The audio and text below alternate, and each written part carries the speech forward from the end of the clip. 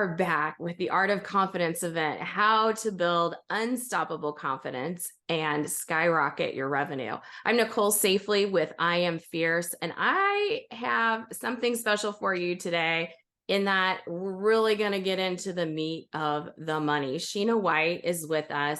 And you guys, she is really going to turn it on as far as really understanding the numbers in your business and the things that you really need to consider both when you're starting and then, of course, ongoing. Shena is the CEO of Your Pocket CFO, and she started her entrepreneurial journey after a successful career in corporate sales. She didn't know what she didn't know, like a lot of us, and had an extremely rough first years in concrete construction. After seeing that her business was running at 4% profit margins before paying herself, and then finding out her accountant had been embezzling all of their tax payments for 3 years, she woke up and decided to make some changes. Over the next year, she learned everything she could about business, finance, taxes, negotiations, marketing, all of the things. And if it was a line on the P&L, she was going to be a master at it. And she was able to take her business from that 4% profit to 24% profit in just a year. Seeing this drastic change for the positive in her business really promoted her friends and colleagues to ask for help, and her coaching practice was born with an intense desire to help other business owners avoid those pitfalls she faced. She's been a cash-focused coach and a fractional CFO consultant for 8 years. She's educated in many areas, including QuickBooks, Profit First, Sandler Sales, Cardone U, and more. She's become a scaling up coach, and she has implemented the 4 decisions in order to be into complete alignment to what she's been teaching for almost a decade. And she's taken her practice to the next level of client service and impact. She is dedicated to helping as many business owners as possible know their numbers and what the profit and loss and balance sheet can teach us beyond just the dollars and cents. And her favorite tool is Cash Flow Story. She uses it extensively with all of her clients, from 1 million in revenue to 100 million in revenue.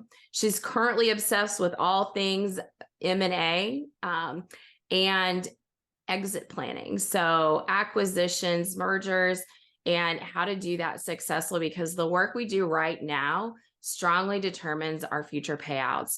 In alignment with the true legacy business owners to create exponential gains in cash, profit, and value makes her excited to be a coach and help you create the impact in your company, your family, and the community that you desire. I'm getting chills just reading that. And, like we were talking earlier, a lot of people don't think about the numbers, right? We get into business and I'm like, oh, I'm going to go and do my insert your passion, right? I'm just going to do this and it's going to be great. And hopefully someday it'll pay me, the 6 figures that I was dreaming about, 7 figures. And then maybe someday I'll sell it. But I would guess that many solopreneurs and small business owners don't really understand all, and it's more than the dollars, right? It's the strategies around finance. So Shena, thank you for being here. And I am an open book. I'm like, oh my gosh, I have so much to think about. But tell us a little bit about like getting started and where you kind of find your zone of genius, what brought you to this point, and we'll launch into, I've got some questions. Yes, I mean, in my bio, it talks about when I had a concrete company, and, we were on the surface successful, right? I mean, we had a $500,000 a year, just a couple of years into our business, I mean, to the outside world, it was like, oh my gosh, you guys are super successful, right? But then when you looked at how much we were actually able to pay ourselves, I mean, we were the lowest paid employee. We could hardly buy food. I was having to put everything on a credit card. I mean, it was kind of a mess, honestly. And then found out our accountant had been embezzling all of our tax money. It was mostly our payroll taxes. So what a lot of people don't know is that your payroll taxes, like your FICA and your FUTA, that 7.5% that you owe, but then also the 7.5% you take out of your employees' paychecks, and then the income withholding you take out, that portion especially is called a trust tax. So it's not technically your money. It's their money you're holding in trust for the government. So Mm-hmm. that tax is completely not dischargeable in any way, shape, or form. It's not dischargeable in bankruptcy. They're literally like, we could be 100 Regardless, you're years going to old pay it. Mm-hmm. and still on play kind of thing. Like, you can't get around it. So we owed all this money, and then my now ex he was like, look, and I was like, we have to sell more, right? That's how we make more money. We sell more. And he was like, no, I'm not working more. Mm. Like, no. He's like, you figure it out. And while that's kind of like the worst ever, Yeah. the best ever, because it really made me go beyond revenue to focus on other ways to transform our business. And so I looked at, okay, what are we selling? If we only have this many hours in a day, what are the things we're selling that make us money? What's costing us money? Where are we making the most? And we created marketing campaigns around that. What are we buying? How can we buy it better? Going to our suppliers and negotiating specific rates if we bought a certain amount, going to my employees and figuring out specific timelines for jobs so that they couldn't just, say something took 30 hours when it was supposed to take 10, Mm-hmm. really just transforming every single part of that P&L beyond the revenue. And then I was able to claw back $100,000 in income in just 1 year on that exact same amount of revenue. Well, it helps when somebody's not stealing from you, but Well, also yeah, being but smart about it. like, Yeah. I mean, yeah, we had to pay that anyways, but Yeah. because that was our taxes, so we didn't, we still had to pay taxes again for the new payroll. But it Yeah. was very good that, yeah, we didn't have him. Yeah, he's in federal prison now, but and after many, many years, we got a whopping $1,700 back. Yay. Oh, my stars. So the lessons I'm getting from this out of that, number one is hiring someone like you as a fractional CFO or an accountant or whatever, how important it is for the business owner to have at least, the knowledge of what you're hiring and the expectations. You don't have to be the expert, but definitely understand and have some controls around, Yeah. what's happening. And, for me, like we were talking earlier, I'm not a numbers person, and that you can't use that as an excuse, as you were saying, right? You have to be responsible. And the second thing, I want to dive in a little bit about product mix. That's interesting to me. So this notion that no, you don't necessarily have to make more money. You just need to be smarter about what you're doing, where the profit margin is with the products, I would imagine. How do you Yeah. guide people around that? Yeah, I mean, so first, when hiring a professional, like one of the biggest things I do, and the reason I don't just do bookkeeping or do accounting or any of these things, and I really focus on being a fractional CFO and a business finance coach, is I'm trying to teach you while like we're doing it together. So it's not really a done for you. It's more of a done with you in the sense that I'm trying to help you understand these things that I learned. And I think that's really important when finding a professional, when you see someone that just all they want to do is just do it for you and have you super hands off. That to me is the biggest red flag, because that's why I got into the situation I was in. Mm-hmm. That person, he didn't want me to know. He wanted me to stay unknowing, Absolutely. because that's when he could take advantage. Right. And I've seen the things I have seen. And it always, the one thing that stands the same in every single one of those situations is that person, either the business owner didn't want to know and they wanted to stay completely hands off. They're like, you deal with it, I don't care. Or the professional wanted that relationship. They were like, I'm going to do it, you stay out. Mm-hmm. Either of those it can breed an unhealthy relationship where you can end up getting taken advantage. And so finding a professional, whether it's me or somebody else, just finding someone that wants to not to help you understand so you can have a better conversation. Some of my clients now, we can use verbiage together that is words they never understood a couple months ago, but now we can have a more deeper informed conversation about what's going on using, words like break even point, cost projections, all these things that they were at the beginning, they were like, so it really helps us to have a deeper relationship and really be able to expand their business further. So that's for. Yeah. And when you're talking about product mix, okay, so product mix Yeah. is and pricing strategy is like my favorite thing ever. I could go on forever about Awesome. it. But people, a lot of times they like create a thing and they're like, okay, I'm gonna go sell this thing. But depending upon your business model, it's like, is that the best option? And a lot of times, especially in like coaching and things like that, they're like, okay, are you going to go high ticket? Are you going to go low ticket? Are you going to go mid ticket? And everyone's like, just do this. And everyone is convinced that that's the one thing. And I think you have to decide what's better for you. The time you want to invest. Yeah. I mean, and how you want to approach it and how much, are you going for volume? Are you wanting an intimate relationship with your clients? What are you looking for? What's best for you? And then creating a profitable business around that. And I say air quotes because I see so many people. They're like, oh, I'm going to help you do a profitable business, profitable. And they're really focused on revenue. Revenue is at the top of the P&L, and then you have all your expenses and profits at the bottom. So if someone's teaching you how to do this, I mean, that's great. You need that. But that's not teaching you how to be profitable. That's teaching you how to be a revenue driver. And there's a difference.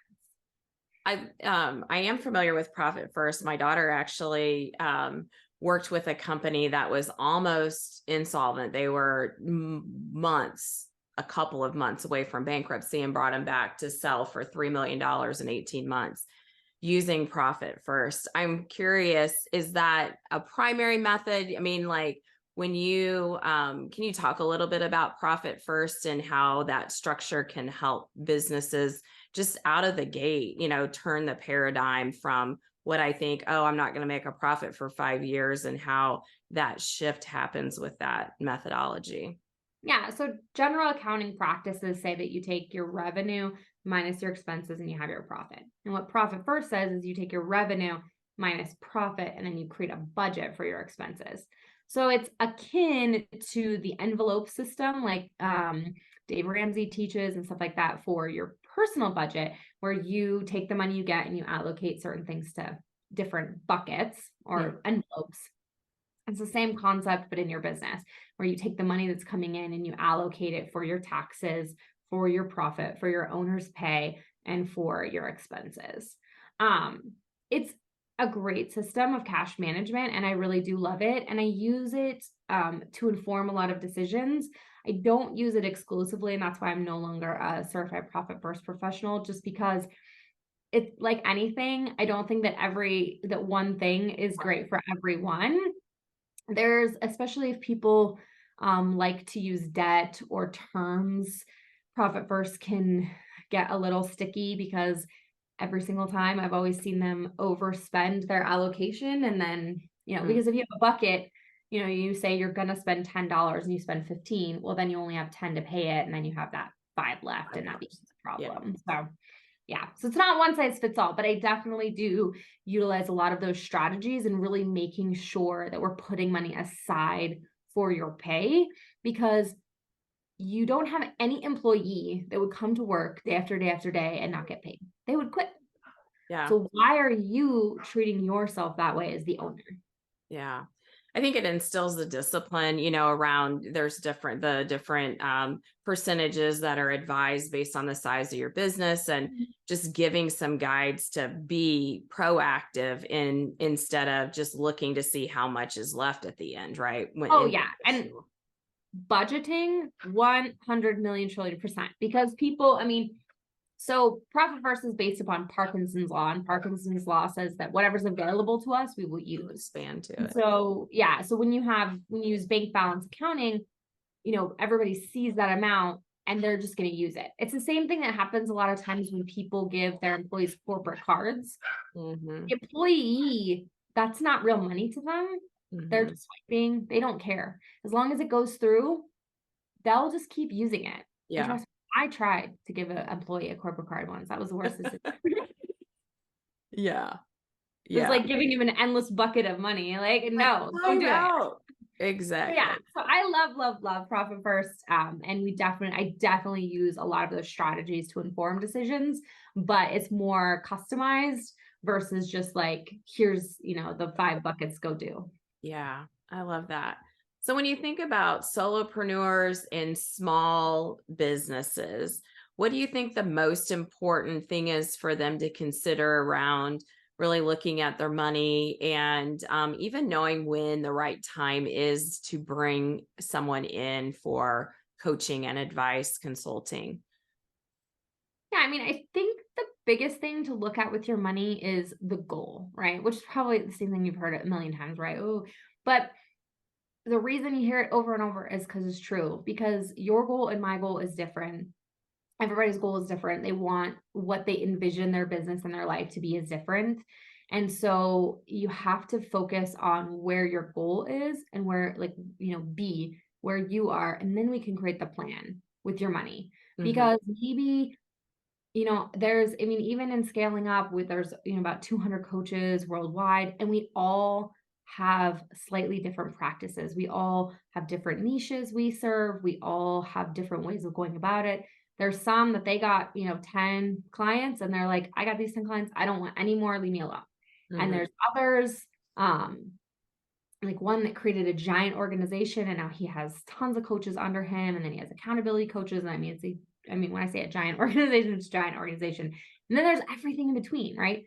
So you can be doing the exact same thing as somebody down the street, but it's completely different because Yeah, of the way you want it to work. So you really have to tune into who you are and what you want. And then you can create that plan of attack. I love it. So tell me a little bit more about scaling up. You've mentioned being a scaling up coach. What does that entail? What kind of businesses do you work with? And what's the kind of the value out of that? Yeah. So scaling up.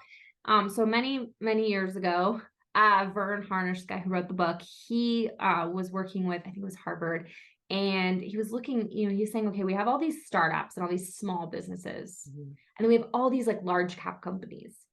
And business school teaches you how to work in this, right? It teaches you how to work, be a cog in the wheel. And then we have a million books and things that teach you how to start up and kind of get going. Mhm. But how do we go from here to here? Mhm. And so he looked at all these businesses, these big ones, and said, okay, how did they do that? And he created the 4 decisions, which is your people, your strategy, your execution, and your cash. And he said, okay, if we can master these 4 decisions, then we will scale up. And it's been proven across a bazillion countries all around the world, 70,000 businesses to 10x valuation, 3x profitability, and 2x cash flow in less than 36 months. So it Wow. creates huge gains when implemented. And so they have it was kind of what I was already doing. It just wasn't Mhm. pretty. And so when I was introduced to it, I was like, oh my gosh, this is what I do, just like better. So I went through the process to become certified to implement that system. And it's really designed for $5 million plus businesses, but I have a heart for smaller entrepreneurs. So I implement it with much smaller businesses, and I have group programs for contractors and for female led businesses to really implement the fundamentals, even if they're just a solopreneur, because from there we can really inform decisions in growth and in cash and execution. I love it. Yeah, that it's the I would say for me, the non-sexy side of the business, right? But it's Right? operations. It's like how do we have the systems, the right people, all of that. And I know, when like the E-Myth, we get started in business because we want to do something that largely is a passion or, a skill that you're taking maybe out of corporate and bringing it into your own business. And I don't want to spend time doing all that stuff, but I know it's so important. So I love the option to enroll someone who, you obviously that's your jam. And just to have that advice. But the fact that you teach as well, right? So somebody's not dependent on you for that service for life, they can start to grow their own knowledge base and implement, continue to implement and grow. Yeah. I mean, I So, don't, when I was able to really feel, this was all about confidence. When I was able to really feel confident in my business, yeah. even back then, was when I understood everything that was going on. I could have informed conversations with, I didn't do the payroll forever. I didn't do the accounting. I've actually never done tax I've never prepared a tax in my life. No. But I could make decisions and see what I needed to see to know that it was done properly. Because at the end of the day, I didn't have to be accountable to doing the taxes. That was my accountant, but I still was responsible for that because it was my taxes, it was my business. And so having that knowledge just really created the confidence to be able to say, yes, this is right. Or, oh, hey, did you, what about this? What about that? And so I really was able to grow, and that's when my business exploded. And so to be able to give that to other people, because honestly, when we found out we had all that money stolen, because I was the kind of operations arm, it made me feel like utter poo. Yeah. And it was probably the most disempowering experience. And so to be able to have, to prevent other people from having that is really a passion of mine, because it's not about me doing it for you and saying, oh, do this, do this, do this. It's like, hey, what do you want? How do we create this? How do we give you the confidence to know the next step you're taking is the right one for you in your business right now? I love it. Yeah. So powerful. You're working from data, you're working from numbers that are real, and, you figure out how you're actually going to make money, which, like you said, it's not just the revenue. I think you can get very dismayed as you're going if you're not profitable. So there's a key. Being profitable will keep you in business, not just because you have money, but because you're driven, you have that confidence, you know where you're going, you can have a plan, and see that implemented to grow into a big kid business, and maybe eventually, be one of those $5 million companies that, continues to scale for sure. Shena, Yeah. thank you so much. I think you've just kind of whetted the appetite, but I love just the story, because if you're behind the 8 ball in this, it's okay. There are resources, and you can take charge just like Shena did. Get the education you need, enlist the people who can help you grow in your knowledge and turn around whatever situation you're at. And if you're in a great spot, maybe it's time to start thinking about, what can I do with the numbers and our strategy to grow to the next level. I know you had a tool that you wanted to introduce to our audience. Will you tell us a little bit about that and how they can connect with you? Yeah. So my website is yourpocketcfo.com. And I have an awesome profitability calculator at yourpocketcfo.com/profit, because I wanted to make it super hard. Now we'll put the link in the notes. No worries. Yes. And in this calculator, it's just a way for you to you can kind of put in like how much your product or your offer is, how many clients you think you're going to get, all these different things. So you can really tool out, how many clients do I need? How many sales do I need to make my profit goals happen? Not just your revenue goals, because it talks about the costs and all that stuff, your overhead and everything. And saying, okay, is that even a possibility? Because maybe it's going to plop out and say you need 100 when you know you can only handle 10. Or maybe it's going to plop out and say you need 2 when you know you can handle 50. It'll give you an informed ability to make decisions and stuff, and then retool your goals. Because I do everything backwards for my goals. So I say how much money I want in my pocket. And then I say, okay, this is how much money I'm going to have to invest in order to, or this is how many clients I need, this is how much money I'm going to invest. And that's how I create my sales goal. My sales is never arbitrary. Yeah, it's definitely what's going in my pocket. Yes. Yeah. And then anytime I see something I want, instead of I can't afford that, it's how can I afford this? Yes. You're a smart lady. I need you in my pocket for sure. It's 10 years. So anybody who's like overwhelmed, don't be overwhelmed. I promise you, wherever you are is just a starting point. And if you're feeling like, oh my God, I can never, she knows all these things, I can never, you really can. Because remember, I got $70,000 stolen from me, and I pretty much sucked at problems. So it's just, that's the beginning, right? And you just have to keep moving forward. So, and I just found it, and I love it. I love it so much. What a great story. Resilience and Perfect example. Thank you so much. Shena, I do invite you to join into our I Am Fierce community too. The women in there, if you'd like to contribute and just engage, would love to have you. I think you bring something definitely needed for all of us for sure. So thank you so much for being here. You guys will have an opportunity to be in an Ask Me Anything session with Shena next week. And you can bring your questions, and also in the Facebook group. So you guys reach out to Shena, go get the profitability calculator and just get your numbers, know your numbers, right? And figure it out. And it's math. It's math. It's not mystical. And when you know that, you've got that plan, you're going to have confidence in your finance. Thanks so much, Shena. Thank you.